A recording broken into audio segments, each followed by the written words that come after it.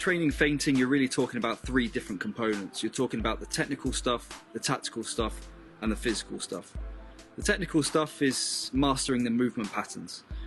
Step here, do this, go there. The tactical stuff, this is the decision-making processes that take place in the situation. Things like timing and positioning. These aren't things that you necessarily train in an isolated situation. You have to have players around you to be able to develop these types of skills. How do I position myself in relation to a defender? What's the timing onto the ball? What sort of speed do I bring into the one-against-one situation? And these types of things. The last component is the physical component, and this really underpins both the technical stuff and the tactical stuff, and will ultimately determine how efficient you are at moving your body from a stable position outside of that box into a side point and past the defender.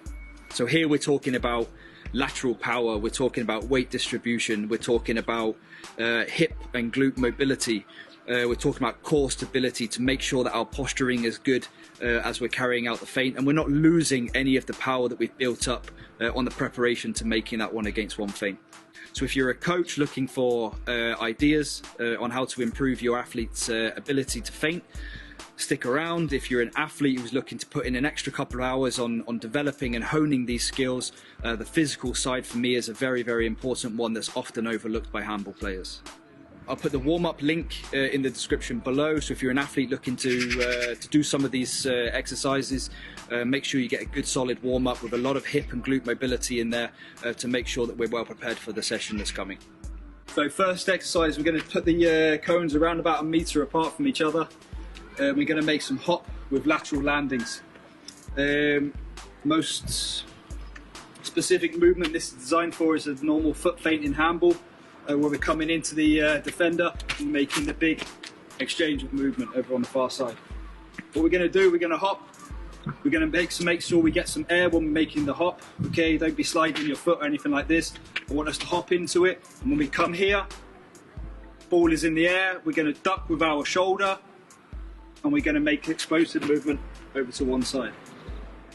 Okay, what we don't want to see here is when we come in, our upper body ends up following our lower body with the movement.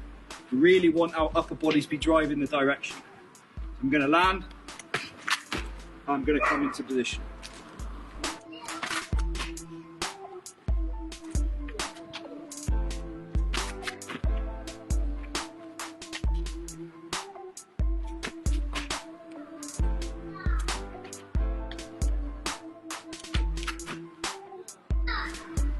Next exercise, we're going to build on that a bit. We're going to make it feel a bit more handball specific now. We're going to make a foot feint. We're going to make the hop, explosive lateral sideways. And once we've come into this position here, instead of landing on 2 feet, I want us to land in the same position as we hop from, and I want us to take an explosive step forward.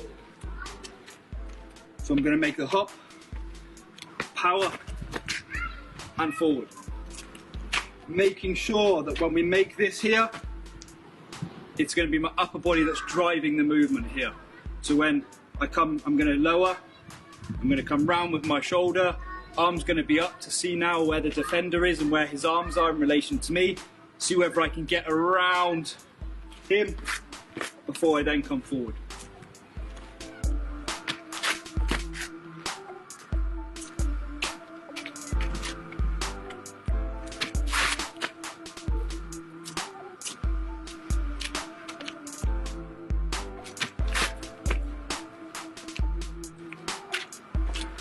Next exercise is the double hop into lateral explosive landings.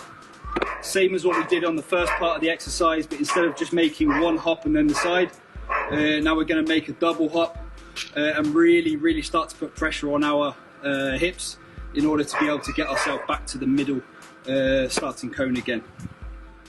We're going to come up, hop, hop, and then we're going to get back into the middle afterwards. Here, the key thing is making sure that when we take this long lateral hop over here, that we spend as little time as possible before we get ourselves back in towards the middle again. Again, when we're making this hop, we don't want to be moving here and recovering from the situation. We want to be really making some power ducking, staying on top of our feet by the time we get to that end point. So high step, and explosive movement. Next exercise, we're going to make a double tap with a return back to the start point.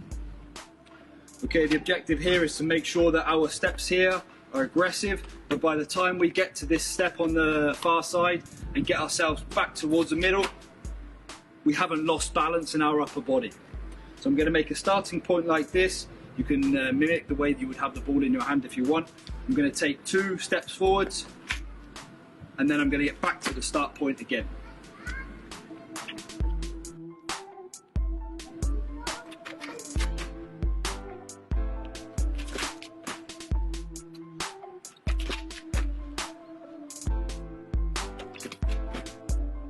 Again, what we're going for here is to make sure that after we've taken this second step and our body starts to go, or our legs start to go back towards the middle cone here, that our upper body doesn't get left behind when we're going.